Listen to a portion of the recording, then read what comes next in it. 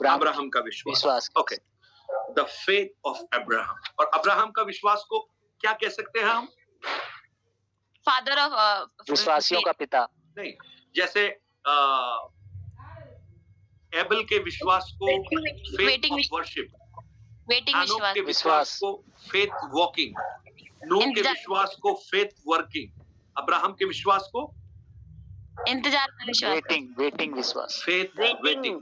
इतना लंबा इंतजार किया। वेटिंग थोड़ा मुश्किल होता है ना जी, वेटिंग बड़ा मुश्किल है।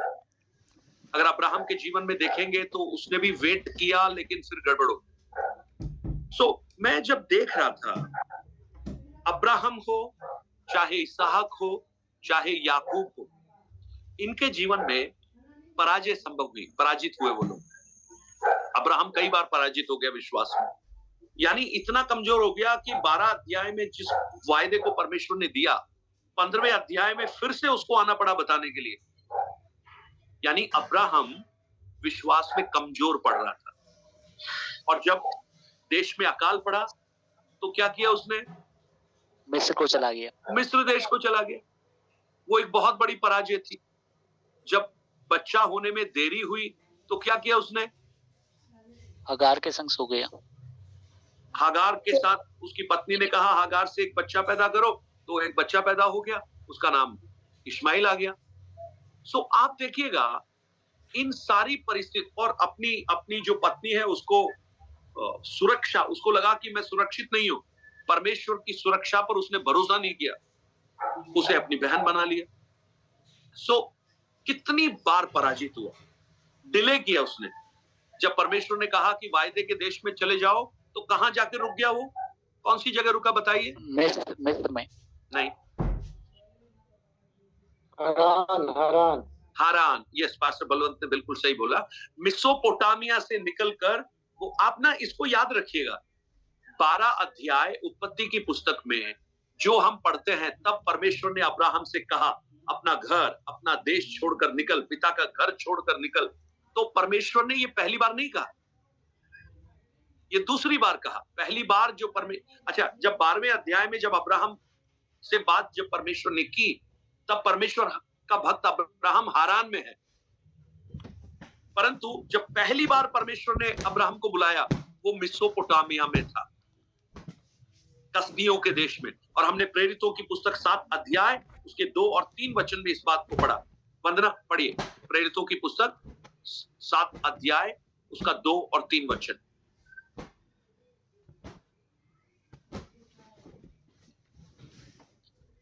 वंदना, यू देयर? यस पास्टर जी। जल्दी से। तब महायाजक ने कहा, क्या ये बातें सच हैं? स्तिफनुस ने कहा, हे भाइयों और पितरों सुनो, हमारा पिता अब्राहम हारान में बसने से पहले जब मेसोपोटामिया में था, हमारा पिता अब्राहम हारान में बसने से पहले जब मेसोपोटामिया में था, तब तेजों में परमेश्वर ने उसे दर्शन दिया। है ना, यही लिखा ना? जी पास्टर जी। और क्या, और उसके बाद क्या हुआ? और उसने कहा, तू अपने देश और अपने कुटुंब से निकलकर उस देश में जा जिसे मैं तुझे दिखाऊंगा। तब वह कसदियों के देश से निकलकर, देखो, आप वहां देखोगे ना, वहां कहीं भी नहीं लिखा है पिता के घर को छोड़। लिखा है कि किसी के बाइबल में? नहीं पास्टर जी, नहीं ना। लेकिन जब उत्पत्ति 12 अध्याय में आएंगे, वहां लिखा है पिता के घर को छोड़। अभी आपको समझ में आ रहा है कारण क्या था? जी पास्टर, क्योंकि वो पिता का घर में रहने लगा। हारान जब मेसोपोटामिया में से निकला तो वास्तव में उसे अकेले निकलना चाहिए था, लेकिन पिता भी उसके साथ आ गए। और जब ये चलते चलते आगे बढ़े, हारान एक बड़ी उपजाऊ जमीन थी, बड़ी हरी भरी दिखाई दी उनको लगा कि परमेश्वर ने यही के लिए बोला है, और वहीं रुक गए। और पता है, इस वजह से परमेश्वर को आशीष मिलने में विलंब हुआ।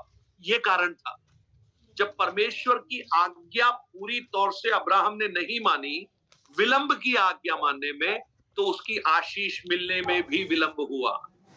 ये 25 लॉन्ग इयर्स जो बीते ना, उसका कारण यही था। और जब दूसरी बार परमेश्वर ने अब्राहम को बुलाया, उत्पत्ति 12 अध्याय में, तब उसको कहा अपने पिता का घर छोड़ो।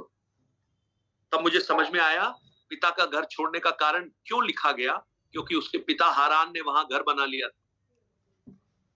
उसके बाद कभी भी उसने घर नहीं बनाया, चाहे वो अब्राहम हो, चाहे वो इसहाक हो, चाहे वो याकूब हो, किसी ने घर नहीं बनाया, सब टेंट में रहे। अब एक बार उत्पत्ति 26 अध्याय उसका 25 वचन पढ़िए और उत्पत्ति 12 का 8 भी निकालिए।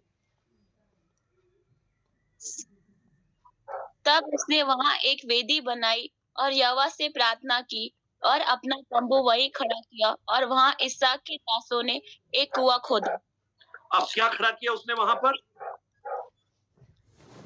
वेदी। तंबू खड़ा किया, तंबू खड़ा किया। इसहाक भी तंबू में रहा, अब्राहम तंबू में रहा। 12 अध्याय 8 वचन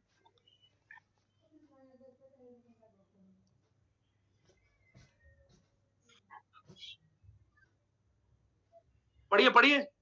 फिर वहां से आगे बढ़कर वह उस पहाड़ पर आया जो बेतेल की पूर्व की ओर है, और अपना तंबू उस स्थान में खड़ा किया तंबू खड़ा किया जिसके पश्चिम की ओर तो बेतेल। बस मैं वही बताना चाहता हूँ, वो तंबू में रहे। अब्राहम तंबू में रहा, इसहाक तंबू में रहा।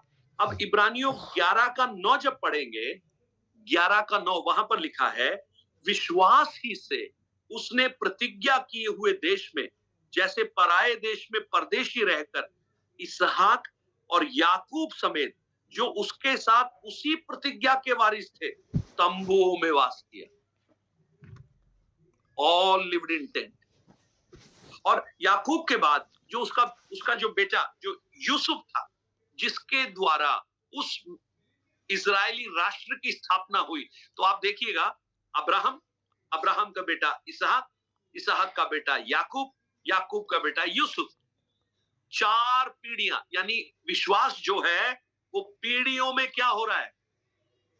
हस्तांतरित हो रहा है, बढ़ता जा रहा है, पीढ़ियों में हस्तांतरित होता जा रहा है। वाह, क्या खूबसूरत चित्रण है ना। अब्राहम ने अपने विश्वास को, जैसे रिले रेस में होता है ना, 100 मीटर की रिले रेस, एक ने 100 मीटर पूरा किया, अगले को दे दिया, फिर उसने पूरा किया, अगले को दे दिया, उसने पूरा किया, अगले को दे दिया।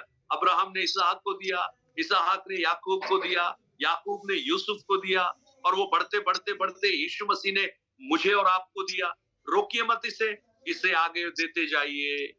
आपकी पीढ़ी को दीजिए, आपकी पीढ़ी उस परमेश्वर को जानने वाली होनी चाहिए। सो 4 जनरेशन वहां पर। आपको ये समझ में आ गया ना कि इस्राएल राष्ट्र की स्थापना कैसे हुई? समझ में आया आपको? शायद कुछ लोगों को नहीं समझ में आया होगा, मैं दोबारा से बता देता हूं आपको। अब्राहम को, अभी ध्यान से सुनिएगा, सब लोग बड़े ध्यान से सुनना है ना, क्योंकि ये आपको समझना चाहिए। परमेश्वर का काम करने का तरीका बड़ा विचित्र है। उसने अब्राहम को चुन लिया। क्यों भाई, अब्राहम को क्यों चुना? अब्राहम धर्मी। हाँ, ये पक्की बात है, परमेश्वर धर्मी लोगों को चुनता है, लेकिन उसके अलावा अब्राहम के पास कहने के लिए कोई बड़ी योग्यता नहीं थी। मैं कहूं, परमेश्वर ना, जो नोबडी होते हैं ना, नोबडी, उनको चुनकर एवरीबडी बना देता है। Nobody, Abraham was nobody before that. परमेश्वर ने जब तक उसको नहीं बुलाया वो नोबडी था। नोबडी मतलब जैसे अब भारत में 140 करोड़ लोग रहते हैं, उसमें हम भी रहते हैं, हम क्या हैं? लेकिन परमेश्वर ने जब अब्राहम को बुलाया, उस बुलाहट को सुनने के बाद अब्राहम नोबडी नहीं रहा, वो कुलपति बन गया एक राष्ट्र का। अच्छा, राष्ट्र कैसे बना? जब परमेश्वर ने अब्राहम को बुलाया तो बोला तुम जाओ, वो चला गया। अब मैं आपको एक और चीज बताना चाहता हूं, ये बड़ा मैंने शायद पहले बताया होगा आपको, मुझे याद नहीं, लेकिन परमेश्वर जब किसी को ब्लेस करता है ना, तो कई बार कुछ ऐसी कंडीशन भी रखता है जैसे अब्राहम के लिए थी। अब्राहम को मेसोपोटामिया में बुलाया, अब्राहम को हारान में से बुलाया, और कहां भेजा? कनान में भेजा।